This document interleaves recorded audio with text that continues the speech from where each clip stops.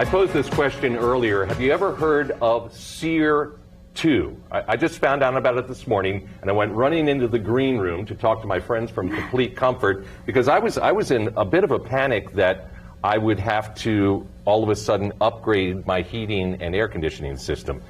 That's not what... So that's not what's happening. Okay, all right. So the SEER rating is simply the rating system for air conditioners outside. If you're not sure what you currently have, you can take a look at the service panel on the outside of yours.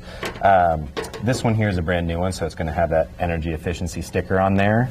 Basically, SEER2 is just a higher rating system that the federal government is mandating. So everything coming off those assembly lines are going to be higher efficiency units. Ultimately, it's a net positive. Okay, and this is Jackson. He's the technical guy. Brittany Catterjohn is also here from Complete Comfort. Yeah. And you've got kind of a deal going on right now for $69.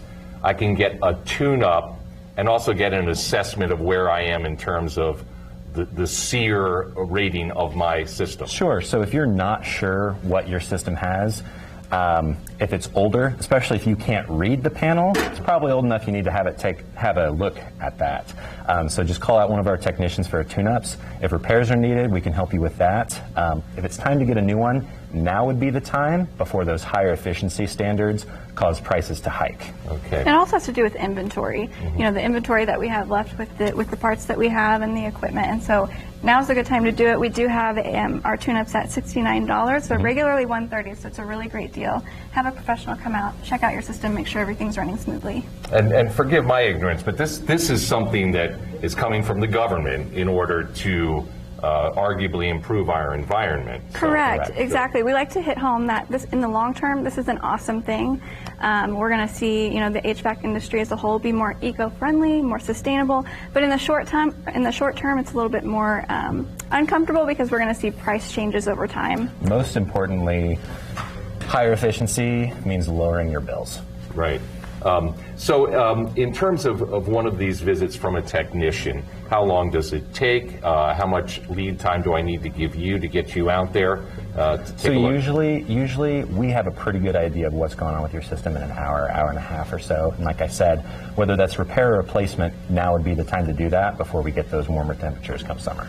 All right. Yeah, get it before it starts getting hot. That's usually when I call. It's hot. This is the best not time working. To get it done. Yeah. Exactly. So and you mentioned that like if this thing is completely faded away, you could arguably be at deadline time.